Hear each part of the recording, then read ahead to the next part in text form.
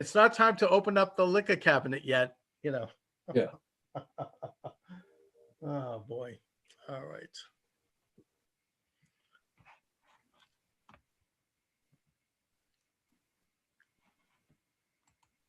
Getting a little echo here.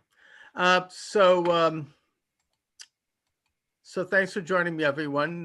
Charles Moscowitz here. Mike Shaw's here, as he is on Wednesday at 2 p.m. in the day after the Tuesday, first Tuesday of November. Mike, how are you? Well, here we are. And I remember last week we talked about, isn't it going to be interesting to have this the day after the election? Mm-hmm. And I guess we didn't know how true that was. Well, I mean, look, I mean, you had a very optimistic view of how things were going to develop. I mean, I never took that optimistic a view. I thought it would be very, very close, but I did think that President Trump would win. And now it's not, it's kind of up in the air. Yeah. I don't really, I mean, you and I, we don't know what's going on the ground. It's, he may not have won.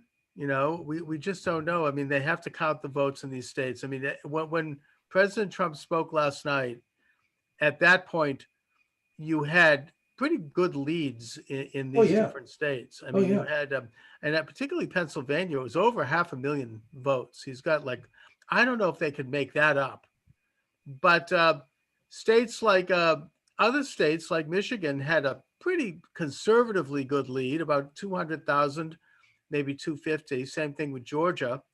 I think Wisconsin was closer. That was maybe down to like maybe a slight lead, and I think that Arizona was still up in the air, even though that was a deficit, and I think Nevada was up in the air also.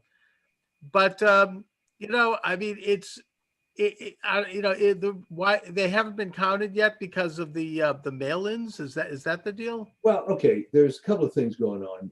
In terms of Wisconsin, the pundits thought that Trump had no chance at all, but as it is, it was very narrow, and in fact, he's going for a recount.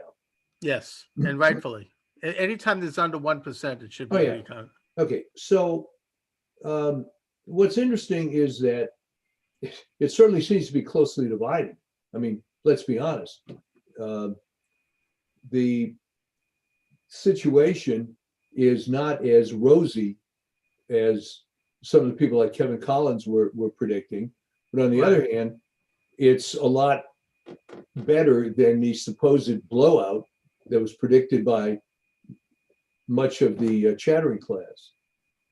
Well, the point is that right now, as the facts on the ground go, the question is, what do you think is going to happen? I mean, do you think that that Trump is going to be reelected? I mean, this is, I mean, the everything has been now done. The election is over.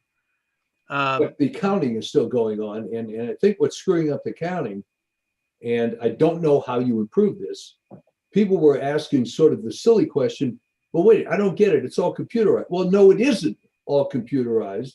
If you're going to be turning in millions of hand ballots that may have been done in 1850, there's no difference. So I think, there may be some shenanigans going on, but you can make a very good argument for the fact that they can be overwhelmed with paper ballots. Now, my executive producer, who you briefly met as she was leaving the studio here, and who is a big Biden supporter, by the way. Oh, okay. And very liberal. Brought up to me just about 10 minutes ago that and she's an attorney, by the way. Oh, okay. That there's been lawsuits being brought, and a federal judge has ruled in Washington, D.C. that several post office jurisdictions around the country, particularly in the swing states, in Philadelphia, in Florida, which Trump won handily, in Detroit and a few other cities, that they were not delivering. They had processed the ballots that had been sent them, but then they didn't deliver them. In other words, they just were sitting there in the post office. And this judge, and by the way, it's the same judge that is trying to screw over Lieutenant General Michael Oh, yeah. Flynn, this Yeah, guy, Emmett Sullivan, Emmett yeah. Sullivan, that he has demanded that they turn them over.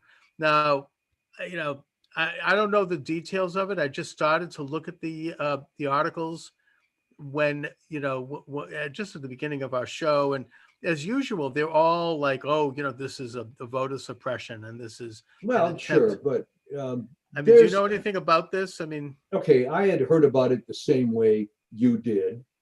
But I mean, let's face it, there may be some merit to that yeah, if they haven't been delivered, but that was sort of one of the problems with this voting by mail sort of thing. I mean, in the early voting states, for example, Virginia, where I am, you came in person, you voted whenever you did before the official election, you filled out a computer-friendly form, it went immediately into a scanner, so no problem.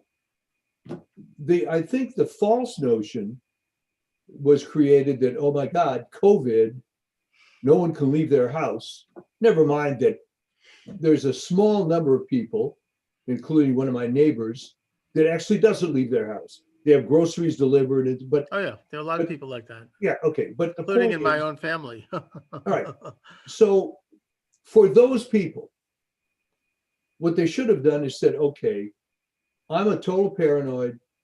I'm going to request, in other words, I'm going to have to take the action of requesting this special service, and fine.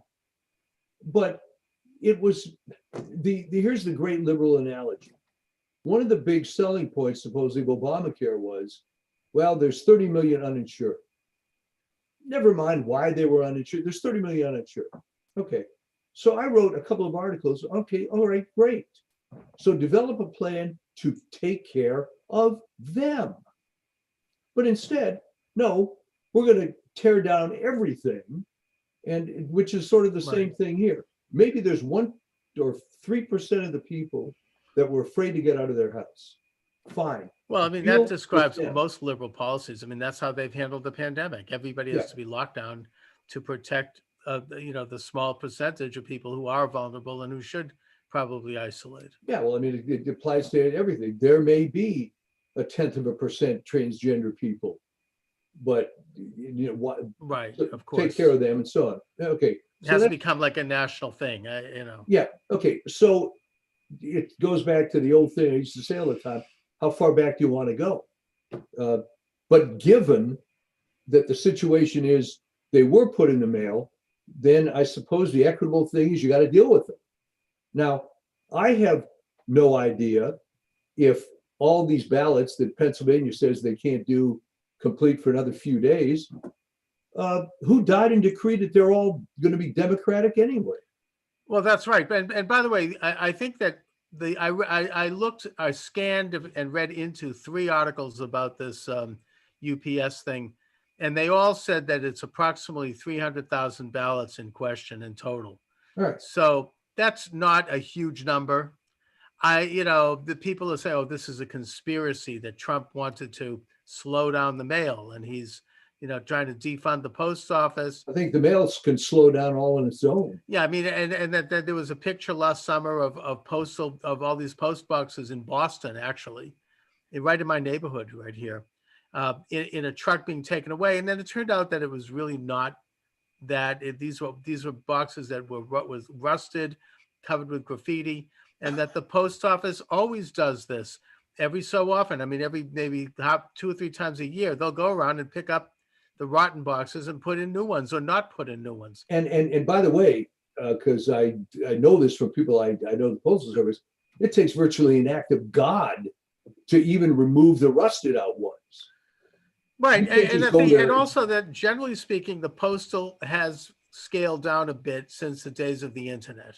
Yeah, it's not this, you know, in the old days, it was the only way we could do that. You know, you could get communication by sending out mail. Now with the internet, it has scaled down, just like a lot of things. That's just the way it is. Well, it's not some conspiracy. They do a lot of package business. Sure. But less with Amazon than they used to, because Amazon has got its own fleet of trucks now. They're right. They also have FedEx and UPS. Yeah. So, it's not like the only game in town. And it was actually Obama who started to scale it down. And Yeah. I'm not criticizing him for that. He did it, and he gave a speech where he said, look, we've got UPS. They do a better job. FedEx does a better job. We don't need the government to be so, heavily invested in this with this huge budget. Well, there was a really Luddite type of thing going on in the early 2000s. As anyone, and I'm sure everyone in your audience, back in the day, they used to pay bills. It was a pain. You write out a check, you seal an envelope, you put a stamp, you do all this. All right. So I had to be the third guy in the country that got on bill pay because I thought, my God, how much easier is this? You gotta be nuts. But then the Luddite thing was, there was a big active move in the Postal Service. Tell all your friends, don't use bill pay. Keep doing it this way. Right. It's like keep your horse and buggy instead of getting a car. Yeah. So here's what in conclusion I came to. And for those political junkies, things were going well. And then at about 1:15 a.m., everybody started realizing, wait a minute, they stopped counting. Yes, that's about the time I noticed it as well. Okay, let's be extremely fair. I don't know whether they stopped counting or not, but no more results got updated. Okay, so then I hang out. Trump Biden gave a speech at 12:30. Don't worry, we're don't lose heart. So based on, at that point, what? Because all these states that we talked about, Trump was leading. He was at that time. Okay. Then Trump comes on at 2 a.m. Well, this doesn't look right. We're not going to let him get away with it. And typical, what we would expect. And he also at that time pointed out the major polarities in these states, and that by conventional terms, most of them would have been called. Yeah. I mean, particularly Pennsylvania, with I think it was 95% in, and Trump had a 600,000 lead. Yeah. Yeah. And so that to me is suspicious. Anyways, it's like, in a way, Trump was right. They're not going to call it. They're going to keep it open, and they're going to keep counting and keep counting and keep counting until they get the result they wanted. That's kind of what happened in Bush versus Gore. Yeah. I mean, they wanted to keep Florida. They were going to recount and then go back and do another recount until the Supreme Court finally stepped in and put a stop to it. And I think that's where Trump is going now. It's going to have to be, the Supreme Court. And I actually think, I mean, look, what do I know? But if I was in his shoes, I would immediately file with the Supreme Court in all of these states. Well, I mean, what's different about this? And again, it could be completely legit based on the paper ballots coming in. Right. But if it's something organized, it's unprecedented because in 2000, it was merely, it was one state. Right. And now it's about 6 states. Yeah. Okay. Mm-hmm. In 1960, it arguably was one state with Illinois, but I don't think there was ever a controversy per se. It came out later that there was some corruption involved in Chicago. Right. So when I was talking to Kevin Collins, and I said, how in the world are they going to finagle 5-6 states? And I'm not sure that there is a grand conspiracy. There may be something like that, but I got to tell you, if they really have all these ballots, you got to hand count them and do the math. It's going to take a long time. But the point you're making is, well, wait a minute. Even so, if you know how many ballots are out and what the possible percentage is, why were they so reluctant to call these states? And the classic example, which your viewers may be surprised, I don't know whether they finally did call North Carolina, but up till last. No, they didn't. Okay, well, here's the thing. I was watching on Church Militant, which then, refers to all the normal stations. Mm-hmm. But they are they're biased, so they will say things. And what Michael Voris said was, well, wait a minute. I went on the North Carolina official state, the official website, 100% of the precincts are counted, and it's Trump. So, like, what the hell?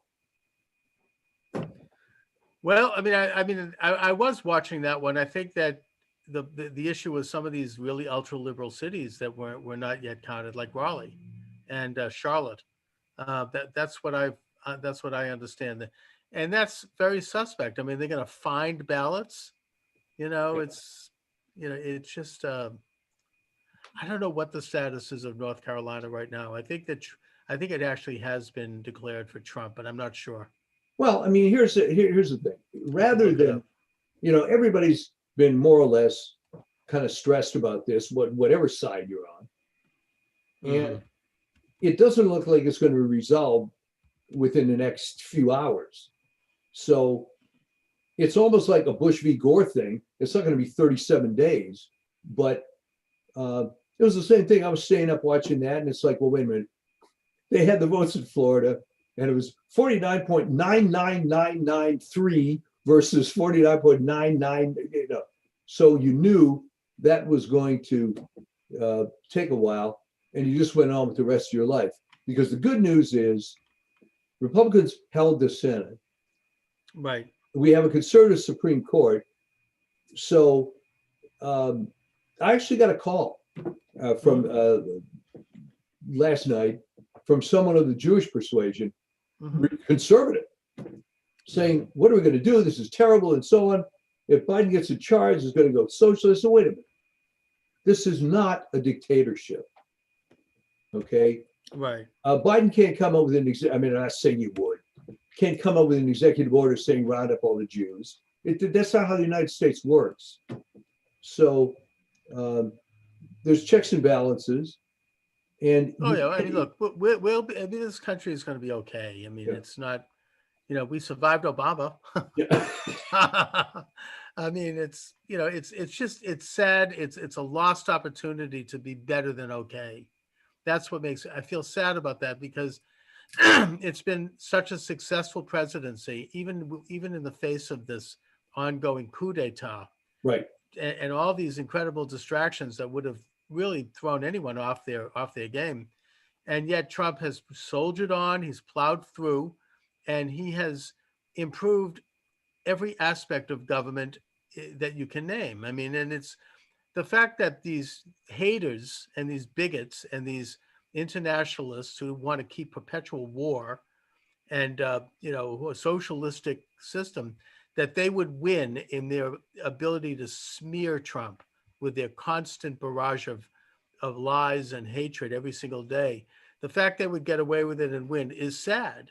And it, we talked about recently, how they would do these constant daily political hits on Trump. Yeah.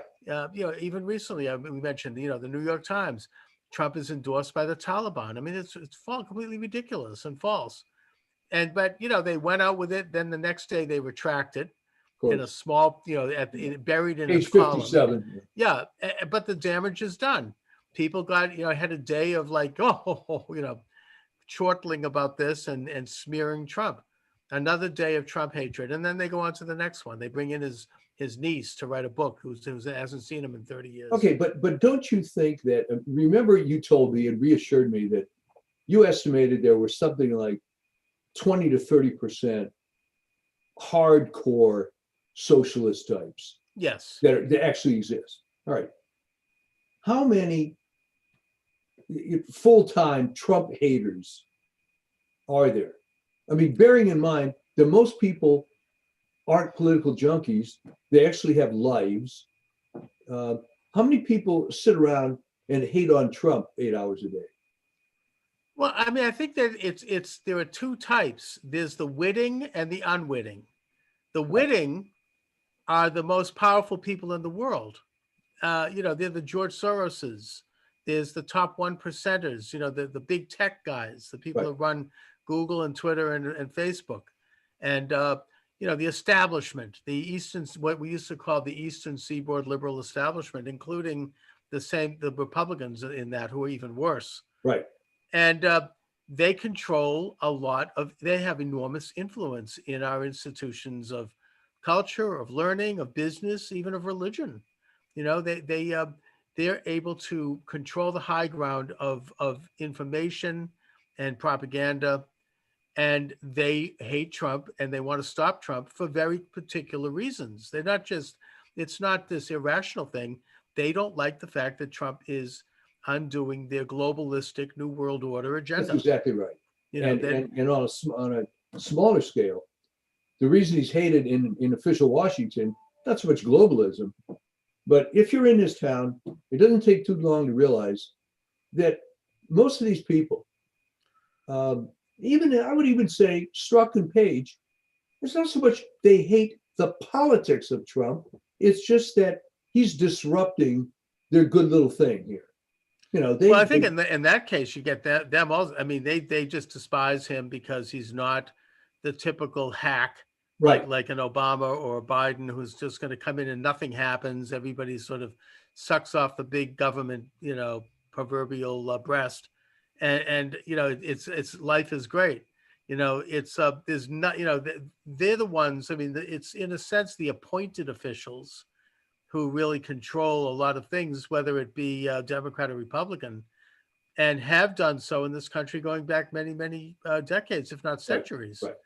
And you know, they're just it's establishment, you know, hackdom. I mean, you know, and it exists at all levels, you know, of the state and a lot of states, certainly Massachusetts, and it's very corrupt.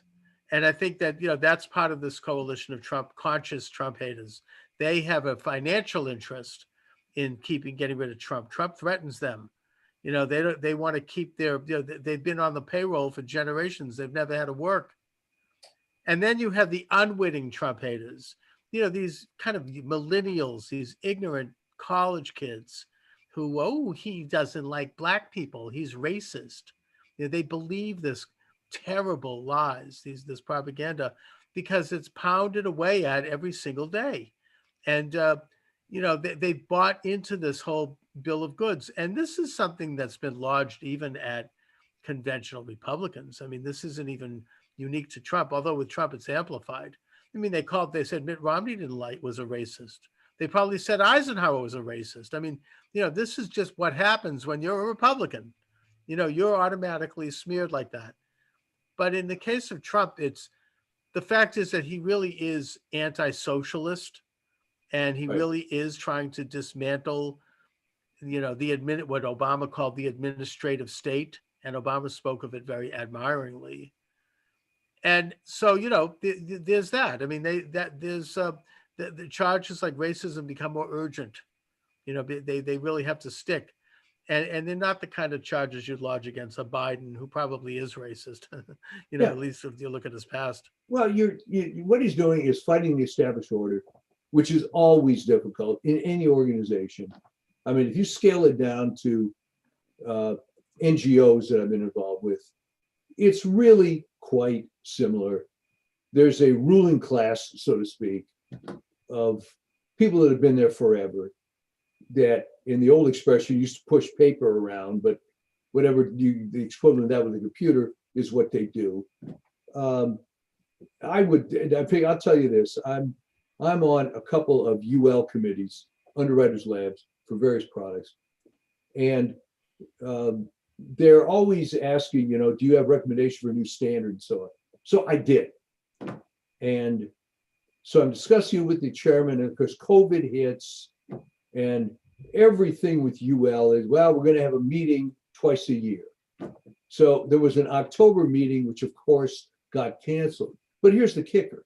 I thought it was at least going to go virtual. No. Okay, so I submitted to this particular portal that you do this, the new standard.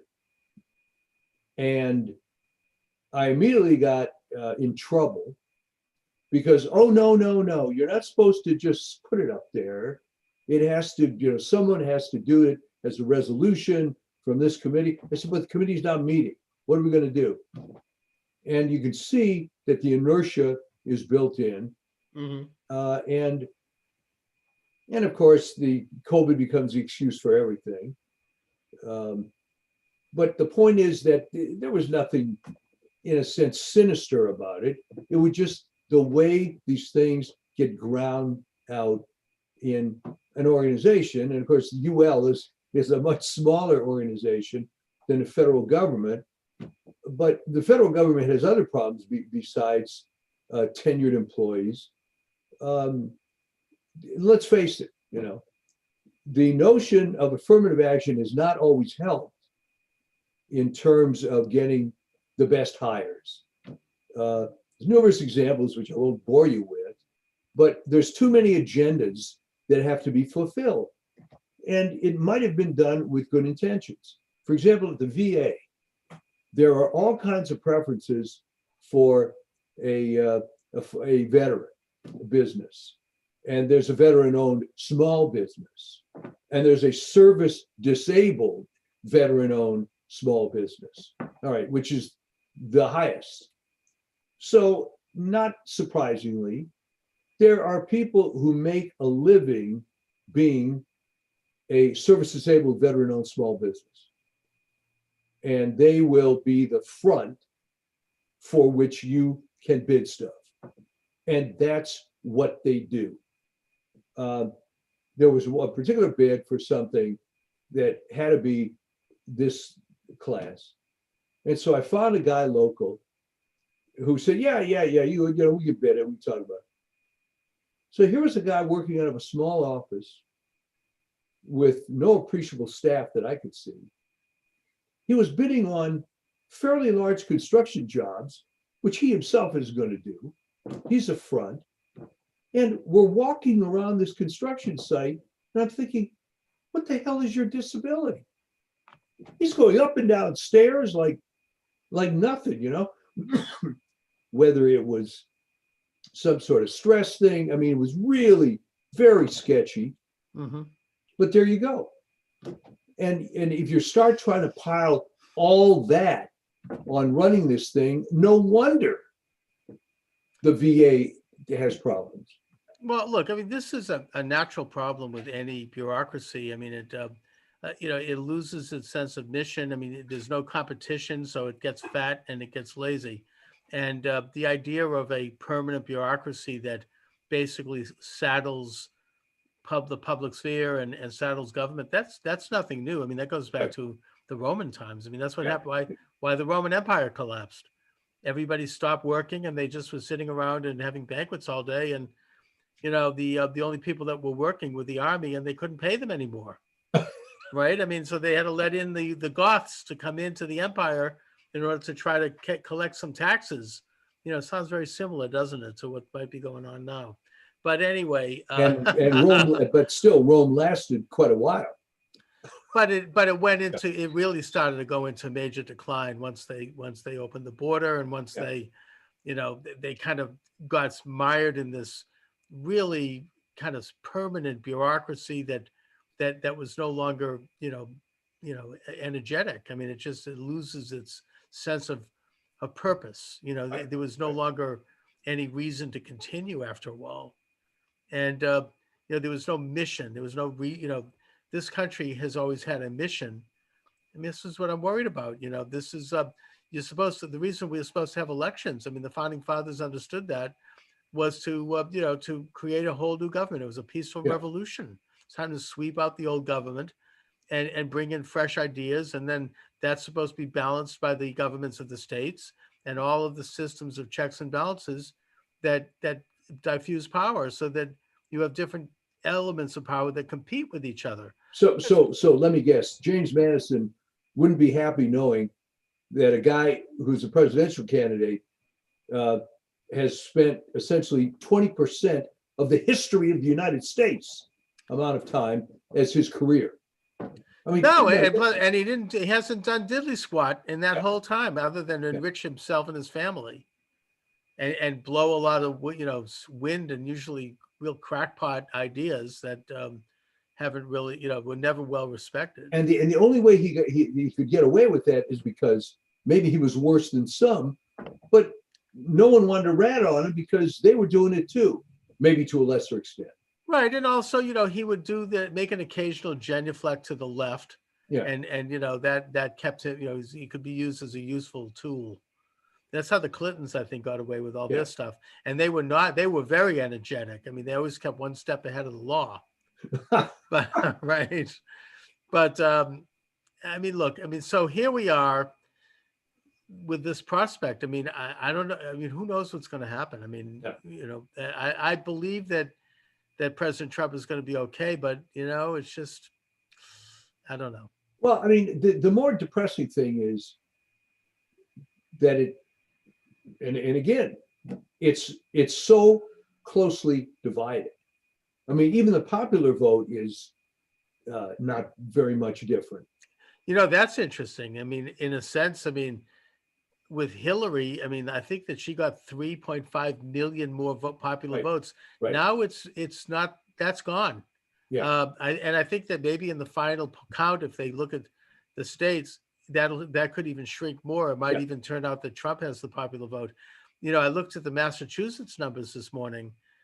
It's no big deal, but in Massachusetts in 2016, Trump got just a shy under 1 million votes, right, which is better than some, he did in some other states. This election, he's gotten a little bit over 1 million votes. Right. That means that maybe 80,000 more people voted for Trump this time around. Yeah. Now that's, to me, that has cultural significance. But I think that probably if we parse the numbers, we might find that that's true in most states, if not all states. Well, there's other trends too, which people really don't want to talk about. But the increased minority support for Trump, I think I can explain in that, pick a number, age 30, age 40. If you take a Black person under the age of 40, he's never really been discriminated against. He's always had, if anything, more opportunities based on the way the system is. So he can't really identify with the civil rights generation and this sort of thing. It's not surprising that there was a younger element among them that are the Blacks for Trump. I'm not saying it's all young people, but so there is some change that's going on, which the Democrats are trying to counteract with heavy immigration. But by the same token, it's not a given that all immigrants are liberal either. No, and in fact, I think that Trump generally, Black people admired Trump before he ran for president. I mean, he was a businessman, self-made, kind of had a certain masculinity about him. I think men admired that.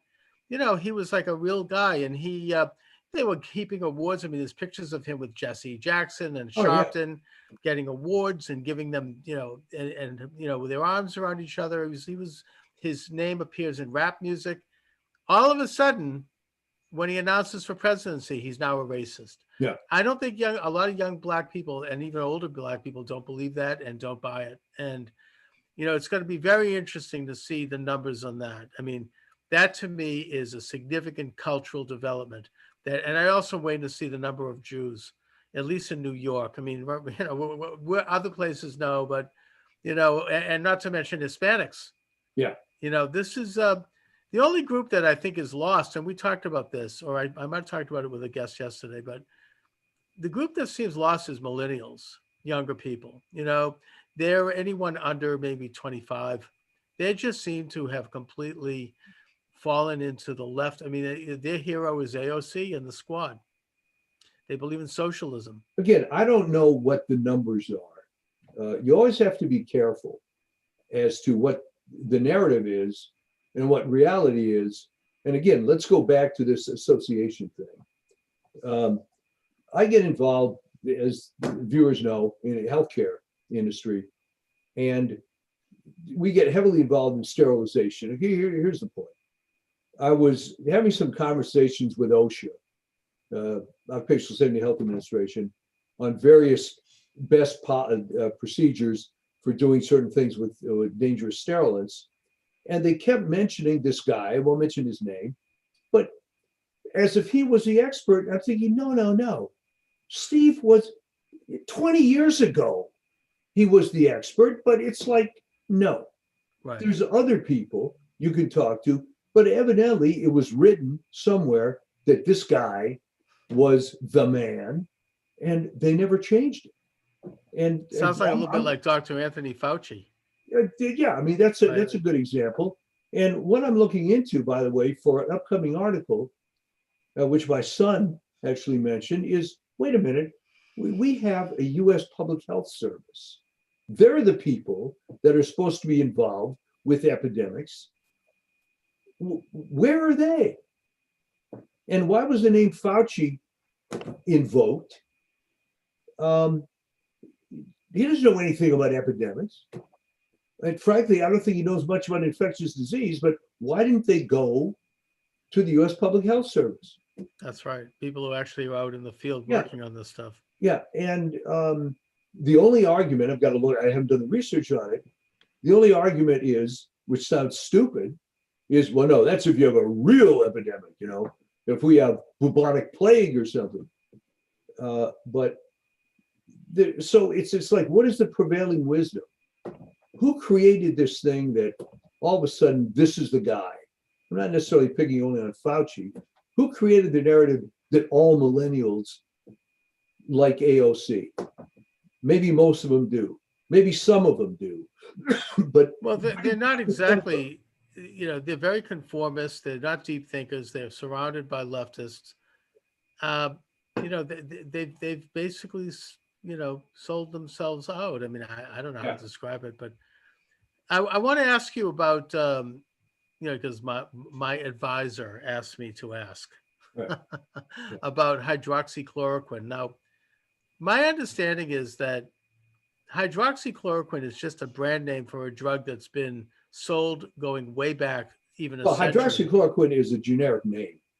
Right, and in a sense, it's a quinine-derived drug that was originally marketed as chloroquine, and then it was improved in the 1950s because of certain safety elements, and that it's sold over the counter in many countries, particularly in Latin America, I think Asia maybe, and you could walk in and buy it like you'd buy a pack of gum. It's not even a prescription. Okay, well, the answer to the question is that there's definitely some efficacy with this drug. The trouble you have, though, in drug discovery is that it heavily favors proprietary medicine. Right. So, and the best example to prove this is cannabidiol, CBD. Okay. I've written numerous times about, unfortunately, she died a year or two ago, Charlotte Fiji, who was born with a Dravet syndrome, where she was having up to 300 seizures a week. There had been data that using CBD would control these seizures. And a couple of growers of hemp in Colorado called the Stanley Brothers found out about her case and came up with a highly purified version of CBD, which they called Charlotte's Web. And indeed, it controlled her seizures from 300 a week to 3 or 4 a month. So now she had a life and so on. All right. This was immediately called, well, it's great for little Charlotte, but this is, Charles, anecdotal. Oh, yeah. Okay. Okay. So what happened was, and I wrote about this actually last week, a company called GW Pharmaceutical came up with essentially Charlotte's Web in a more purified version, needlessly more purified version, submitted to FDA, went through clinical trials, and came up with a drug called Epidiolex, which is essentially and this makes no sense, a proprietary version of a natural product. All right. Which they could then charge like $10,000 for. More. Okay. So I had written in a couple of columns, I said, don't worry if you can't afford $30,000 a year. Just buy Stanley Brothers. It's the same thing. Well. Did you get in trouble for that? Well, no, because I wasn't selling it. Okay. And Stanley Brothers, could say, hey, we're just selling Charlotte's Web. We make no claims. But everybody knew it's the same thing. Right? Mhm. So when remdesivir was promoted by Tony Fauci and others, this was going to be the magic bullet. It turns out it's not that good. But any of these people that were talking about curing COVID patients with hydroxychloroquine, this was anecdotal. And what anecdotal means is I could cure 2 million people, but if I didn't submit to a clinical trial, it's anecdotal. And by the way, I could have data as good or better than I would need for a clinical trial. But since I didn't get it blessed by FDA, it's anecdotal. Okay. I mean, they'll tell you that vitamin C is anecdotal, right? Yeah. So, okay, in answer to that question, what happens then is for something to be a quote, a medical use, it has to go through clinical trials, which is asinine. All right. In other words, and CBD isn't the only example of this. There is a drug that's been sold for, been FDA approved since 1985, which is essentially a purified version of tetrahydrocannabinol. It's called dronabinol. And unlike cannabis, just cannabis that you get from your local drug dealer, mhm. which is Schedule 1, which means habit forming, no current medical use. So the question is, well, wait a minute. You approved a cannabis drug in 1985 for medical use. Well, yes, but that's not the proprietary natural drug. Mhm, That's, right. So there is no way of having, to answer your executive producer's question, there's no way of having, well, it's not even a natural substance. It's at one time was a proprietary drug, hydroxychloroquine. That's just not the way things go. That's just not what happens. Okay, you have the FDA is in the business of, is it safe and is it effective? Right. But they don't answer the question that other countries do. Do we need it? Okay, do we need it? Okay, you have a proprietary drug that's going to cost $500 a dose. Is it any better than the generic that costs $3 a dose?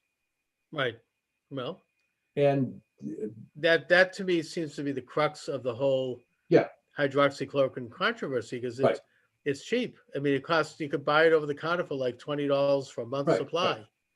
And, whereas remdesivir is $5,000. So I guess that my question therefore is, because it has historic use, it comes from quinine. I was reading James Carroll's book, The Sword of Constantine, interesting book. He's a former priest. It's about the history of the Catholic Church. And he mentions in it that the Dreyfus trial, I was up to that part. Yes. And that when Dreyfus was sent to Jacques, exactly. When he was sent to fire, like Devil's Island, I mean, off of the coast of Suriname, which will, a lot of malaria and disease. His wife, him and his wife had a very long correspondence back and forth. I think the letters have eventually been published. But one of the first things she said is, make sure you get access to quinine, because there's malaria down there and there's viruses, and make sure you get this, giving him advice. And what that made me realize is that quinine was known as a drug to help fight viruses even back at the turn of the 20th century. It's not new. Yeah. And that basically it's used now as commonly as aspirin in many countries. Well, so, see, aspirin, here's another example that your viewers might like. All right, what's aspirin? It's a trade name that was come up by Bayer, the German company. Yes. But what is it? And here is the thing that blows the whole deal. Aspirin is acetyl salicylic acid. All right. The natural product is what's called white willow bark, which was known for thousands of years, among other uses, as an analgesic. Mhm. Right. One of the problems with white willow bark was that could be hard on your stomach. So the geniuses at Bayer in the 1890s found that if they add an acetyl group to this chemical, so it's not just salicylic acid, acetyl salicylic acid, they now have a drug that works better and it's not as hard on your stomach. And they called this aspirin.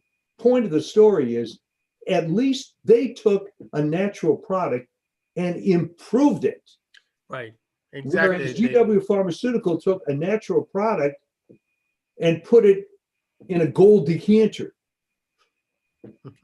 By the way, I read that but Bayer had the patent on that product, and that one of the conditions for the surrender of Germany in World War I and the Treaty of Versailles was that they had to turn that patent over to to a generic to make it available. I mean, it was very, very valuable. Right. Oh yeah, that was a big hit, and of course then they anglicized the name to Bayer instead of Bayer, and they opened up here as bufferin or something. Exactly. I mean, it became like Bayer aspirin as opposed to Bayer, but anyway, I mean, so hydroxychloroquine, then, do you think that it has any correlation between its common usage in countries like, I don't know, Taiwan? I think Israel has it. I don't know, Central America, and a reduction in the coronavirus there? Oh yeah. Yeah, I would think. Well, the other thing is, to be honest, you could, if you had COVID, you could get it prescribed, unless you have some doctor that refuses to do, but you're going to be able to find somebody. Do people take it as a prophylactic also, or not? That's a little more sketchy. I mean, I know Trump did. Yeah, I mean, in theory, there's ways that could work. I mean, if you do it along with zinc, apparently. Yeah. Well, that was the other thing, that it worked much better with zinc. So in every test that was done, they made sure not to use zinc in the evaluation. So it was. I mean, it's the same way that they would evaluate vitamins that show that they were useless.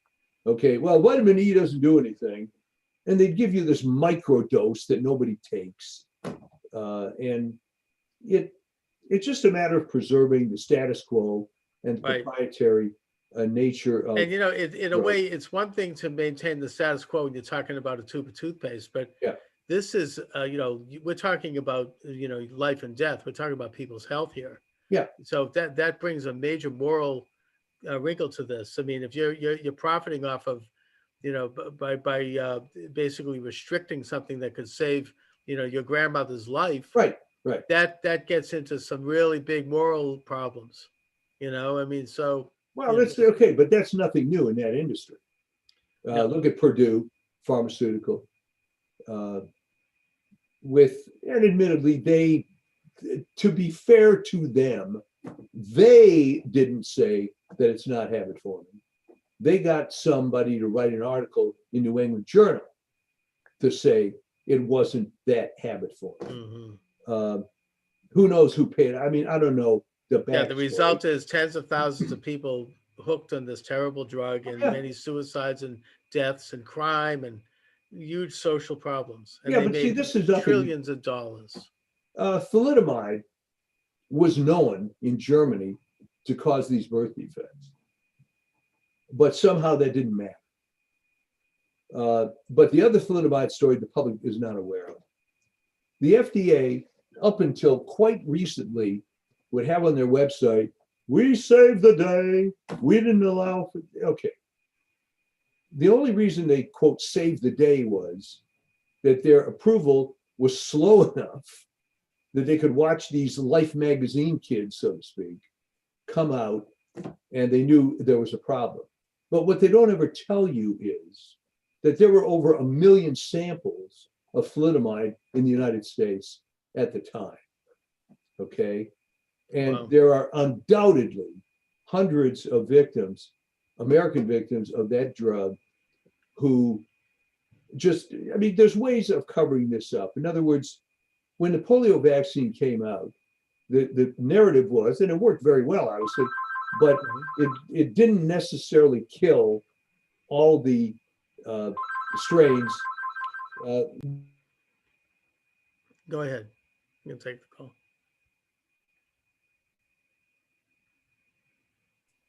Wrong call, wasn't it? It wasn't the contract. Oh, okay. Okay, so but here's the point. Yeah. It was sold, and I was a kid in that era in the 50s, that this was the miracle, and it was, Mm-hmm. and it wiped it out. In other words, you went from terrible, horrible thing to zero. All right. To tell the truth, it wasn't quite zero. There Right. was still a few hundred cases a year, but they didn't call it polio. They called it meningitis. Aha. Okay. Oh, I Yeah. remember taking the polio drink. I remember we were lining up Yeah. outside of the health center in Quincy, where I grew up. Yeah, it was a sugar cube in the early 60s. It was an injection in 1954. And again, I'm not putting any of that down, but it's not as Not the cure-all that it was marketed and as. there still are a few hundred cases a year in the US. It's very rare, obviously, but But it's out there. yeah. So there's a little, like anything, there's politics in this. The narrative is swayed a little bit. But it's the idea of drug discovery is not as great as people would think it is. For one thing, it's very expensive. And then you have to go through a very arduous and expensive approval process. But the approval process is very skewed. All you need are 2 phase 3 clinical trials that show efficacy. What does that mean? If I come up with some magic diabetes drug that is as effective as the wonderful generic metformin, I can have a new drug. I can make the argument that this drug for $40 a dose is as good as metformin. It costs a fraction of that. I mean, on my insurance, you could get a bottle of metformin for a copay of $2. You know? So in answer to your executive producer's question, find a doctor, if she's worried about it, she can find a doctor who will prescribe it. Drugs are used off-label all the time. Right. And sometimes doctors don't know about it. I had many years ago a problem with eczema, and nothing was really working. And anyway, one of my friends said, "Why don't you go see Dr. Newcomb?" I said, "He's still alive?" I mean, this guy was teaching at UCLA when I was a student there. Yeah. And I go see him, and he says, "Mike, did they ever put you on Dapsone?" I said, "No." And he goes, because he's written textbooks, right? He goes, "Just like that." And I said, "What's Dapsone?" He said, "It's a leprosy drug that works great for eczema." Huh. I said, "I didn't know that." Wow. So I was on this leprosy drug for a couple of weeks, and boom, the eczema's gone. I mean, I feel a you need little to have funny somebody who has some creativity and as a doctor who's not afraid of all of this kind of big bureaucratic, think and a self-interested, approach. Yeah. So yeah. Well, I mean, that's the funny part was that when I went to pick up my first prescription, I thought, "Oh my God, it's a leprosy drug." And I remember the guy gave me a funny look, but Oh boy. That'll put you in quarantine. Yeah, right. Send you out to Molokai, Father yeah, I put Damien. it up. Yeah. So certainly it shouldn't have been put down the way it was. I thought that was very irresponsible. And but interestingly, it wasn't the drug companies that did it. It was their handmaidens in the bureaucracy. Because the drug companies wouldn't have been that stupid Yeah, Right. well, here's a drug that people we know is effective, but we're going to say it sucks. No. If you go back, you will see it was a bureaucracy. Yeah, they have somebody in the government do it. No, I get Yeah. it. Yeah. That's, that's what they're there for, to protect the industry and to give them immunity when something goes wrong. Anyway, Mike, well, we'll have to see what happens, Yeah. with the election. And I would advise the viewers to, whatever side you're on, you just have to let it play out. that's right. And let it play out, and hopefully there'll be enough, honest players out there to be vigilant and make sure that it plays out right. And if Biden wins fair and square, then he wins. Yeah. But I just hope I hope that's not the case. Now, does this mean though that you're going to become less of a political junkie?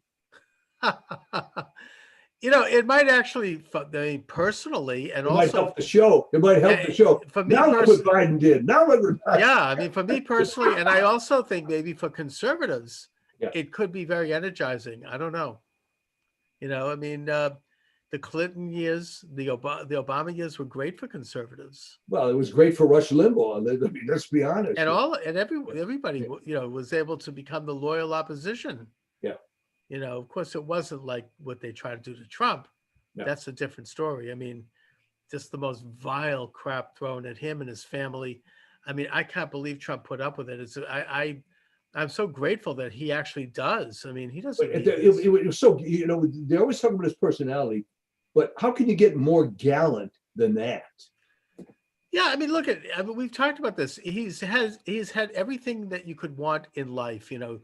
All the money, the fame, anything he could desire, and then he goes into this. In a way, I mean, I think it's interesting that here he is. He's probably he's in his 70s, early 70s. I don't know how old he is, but 74. Okay, so he's contemplating his life. He's got more behind than in front. Yeah. And he wants to do something to make a mark in society, to make a difference, to give something back to the country. I know that sounds kind of trite, but I believe that. Yeah. I really do. I mean, it's I get that. He didn't need that. He's losing money doing it. He is losing money. I mean, he's not. I mean, look at the garbage his kids have had to put up with, and his family, and this relentless hatred and from the most ugly segment, and to be so publicly out there making these kinds of reforms. To me, it's amazing. I mean, I'm more than grateful to him. I pray for him. I really have to admire the equanimity. And anybody that said, oh, like his personality, he's crude and so on. Wait a minute. Could you put up with that for a day, let alone 4 years? I'll tell you what, I couldn't. No. And that's what, because you don't need that abuse, but it's almost like he enjoys it sometimes. I think he likes combat. He likes to get in the arena. I think there's a video of him literally like doing a boxing thing. I know it's like you've seen that. I mean, it's kind of a joke thing, and the guy throws him on the ground, and he's like, boom. I think that's what I think of. I mean, he really likes the combat. He likes. I think that I once heard Pat Buchanan, who I've always admired, say that he likes political combat. He likes to go out and really. I like that. I get that. I enjoy that. I have people on. I had a guy on yesterday. I had 6 guests on. The guy was a real screamer, a good old-fashioned left winger. Oh yeah, and we were going at it like 2 guys in a boxing ring. Boom, boom. But you stayed calm, probably. Oh yeah, no, I did, and so did he. It was a great conversation, but it was real, bare knuckle combat. Yeah. And so I get that. I think Trump enjoys that. That's one of the things that I think motivates him. He likes to get up and do battle with these people. And in an arena that he's gonna have some advantages too, by the way. I mean, so there's that, and I think that yesterday I had on a Christian pastor who has written a book, and he talked about why Christians should support Trump. Yeah, and we talked about how people on the left like to say, well, I mean, look at messing around, grabbing women and all this stuff. What kind of how can Christians support that?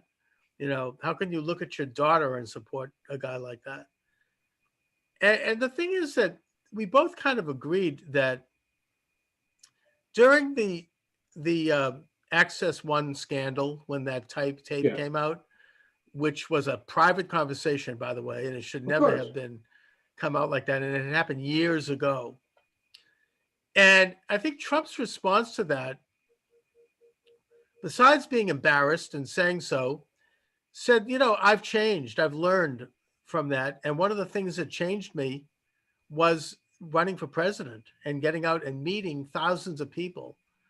And I can relate to that because when I ran for Congress, I went out and I met thousands of people Yeah. in the process of gathering signatures and going to events and people. And I talked to people, and it changed me in terms of what I believed in, who Yeah. I was, because you get a broader perspective. And I think that when Trump said that, I'm like, yes, I get that. Yeah. And I think it did change him. It sobered him up to the real world. I think it brought out the moral core that I think was always there. And I think that, people change. And that's a very Christian idea, by the way. I mean, I say this to, people who criticize, that you can get redemption. You can get, forgiveness. You can move on in life. You're not the same person you were, 5-10 years ago. And so I think that Trump, in that sense, has a very strong spiritual core. I think that Yeah, I would helps agree. him. I think he does. I think And a he is a lot of the believer. time, and by the way, a lot of time when people talk about his personality and brusque attitude and so on, it's a cop out. It's a cop out. I mean, these people with this so-called seamless garment that, well, isn't it great that Trump's pro-life? Well, you know what? That's not so important. What do you see that guy who's been unemployed for 3 days? That's just as bad as an abortion. It's like, what? Where did this come from? And the answer where it came from is they're just liberal. They may think they're Republican or they may think they're Christian, but no, that's not what it means. It's what does the guy do? I mean, rank the sins for heaven's sake. And it's a cop out. But by the way, speaking of books, do your book plug. Book plug. Oh, thank you. Yeah. My book is available at Amazon, everyone. There it is. God is God. Thank you. Yeah, it's out there. I'm thinking about what am I going to write about next. How about The Devil is the Devil? That's not a bad idea. I'll have to think about that one. That's the sequel. Yeah, thank you. I'm going to think about that. That kind of gets back to what I used to write about in a way. So anyways, let's see what happens. I mean, I'll look Because forward people have to be calm and go on with their lives. And I'll tell you, the thing that did it is going to sound mundane as hell. I got up this morning. I was feeling tired, obviously, I was staying up so late. Yeah. Then I get a call from this contractor I alluded to. Oh yeah, he's supposed to come by. Life goes on somehow. Exactly. I mean, I don't feel any different than I did the day before. It's we just have to keep aware of what's going on in the world and work to try to do what we think is best. I mean, that's all you can do. We can't control what these things. Well, I mean, you can be interested in this political stuff, obviously, but when you get to the point that it, to use a cliche, becomes a religion or it's just dominating your life, it's not very good. No, it's not. And I think I'll acknowledge that I had really become very wrapped up in this in the weeks leading up to it. And in a way, I feel relieved. I mean, at least just for no other reason than that it's over. The things that happened, it's like, oof, okay. Yeah. And now, you have to take a look at what the detritus, so to speak. But the thing itself, the energy of that is over. Yeah. And now we can just we can advocate, we can watch, we can talk about it. But well, you got the holiday seasons coming up. Exactly. And you've got Governor Newsom telling you how many bites of the turkey you can take. Did you see that? Yeah. Yeah. How many bites of the turkey and I don't know, how many candles can you put on the menorah? That's right. I mean, it's insane. I would have thought that would have helped Trump, but I don't know if it did in California. But although I don't think that, we'll have to see. One of the things I like to look at, and I'll have to give them credit, the Boston Globe, which I generally hate, they do a very good job of breaking that down. They'll go through each state and they'll specifically talk about who voted, how many, where. They'll Yeah. do a city and town breakdown, and they give you a real map of it. I mean, they've always done a very good job with that. And that usually comes out on Thursday. So I'm looking forward to looking at that. Those, because it's interesting to see what the vote was like, even though obviously Biden won it. What were the margins? Where was the vote? Who voted? Right. All of that stuff. So anyhow. All right. Well, let's see. All right, Mike. It's always fun.